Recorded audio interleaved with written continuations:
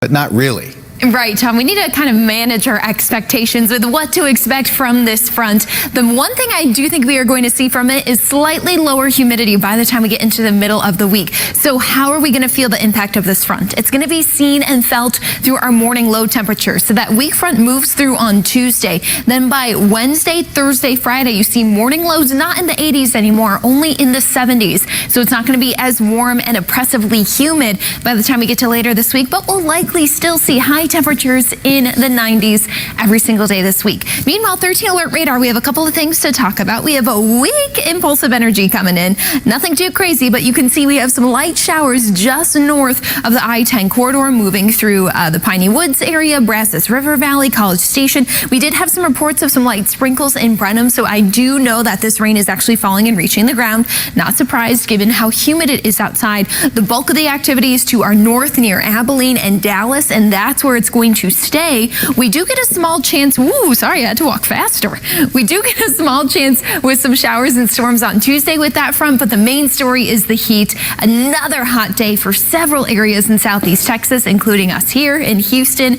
Mid-90s tomorrow. I'll have more on that heat wave that we have continuing this week, Tom, coming up in my forecast. All right, let's turn to our weather. A look ahead this week. There are some minor changes, and you're saying mostly in humidity, not temperatures. Right. And by Wednesday, Thursday morning, I think you're going to notice the difference, especially when you compare it to what we felt today, tomorrow, and Tuesday morning.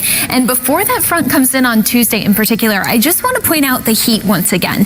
Temperatures in the mid-90s, even after the front rolls through Tuesday night as well. Wednesday will be back in the mid-90s. That's likely because we'll see a little more sunshine. We'll have some lower humidity. But Tuesday, we could also have a triple-digit heat index before that front moves in. So let's really talk about this front and temper those expectations. So this front is going to send another big wave of severe weather across much of the Midwest and the Great Lakes, and of course the upper Midwest too. We could even see some powerful thunderstorms near us in North Texas, but just given the motion of this system on Monday, tomorrow, I'm not anticipating those storms to reach us, nor really any storms to reach us. As this front begins to move towards the coast in southeast Texas, it's likely going to weaken and fizzle out, become stationary. We've seen this happen time and time again. So what's really ushering in and helping reinforce that lower relative humidity is going to be surface high pressure. And this is what keeps the forecast a little calmer Wednesday, Thursday, and Friday, depending on how far south it can move towards us later this week. So when we look at rain chances, we do have a small chance for a few showers and a thunderstorm or two on Tuesday with this front. Depending on where this front fizzles out and even stalls, we'll keep a small chance of rain Wednesday, mainly in the first part of the day, and then a small chance of rain on Thursday as well with that weather system. Meanwhile, here's a live look outside right now. We did see some of those higher clouds kind of veil the sunshine, so temperatures really only rose into the lower 90s today, but it's still hot. We have a heat index that's making it feel like 94 degrees, even though temperatures right now are in the 80s. And then in Galveston, a beautiful look there. You can see some of those thicker clouds, though, out over the waters right now. And we have some cumulus out there. We're starting to see some small changes with this active pattern. So another surge of moisture coming in from the Gulf.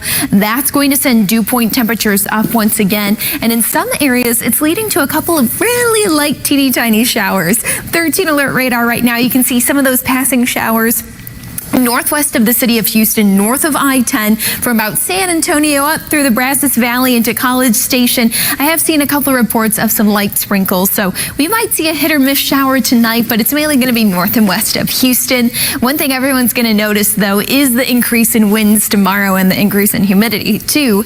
Winds will be out of the south, gusting up to 25 to 30 miles per hour, and with the humidity and the hot temperatures, we could see potentially the hottest heat index we've seen yet on Tuesday. So tomorrow we could be near triple-digit feels-like temperatures, or that heat index value. So peak heating 3 p.m. tomorrow, feeling like 98 degrees. By that same time Tuesday, all the ingredients coming together to potentially give us a triple-digit heat index value Tuesday afternoon. Very hot before that front rolls in. With future track, we are going to keep that kind of a cloudy sky tonight. Clouds will thicken up once again tomorrow morning. I do believe we'll have a few more breaks in the cloud cover tomorrow. No rain expected for tomorrow. It's Tuesday with that front later in the day when we could potentially see an isolated shower or storm. We do get slightly lower humidity Wednesday through Friday before that humidity increases into Memorial Day weekend with some small rain chances really beginning on the holiday, taking us into that following week. Elyse, thank you.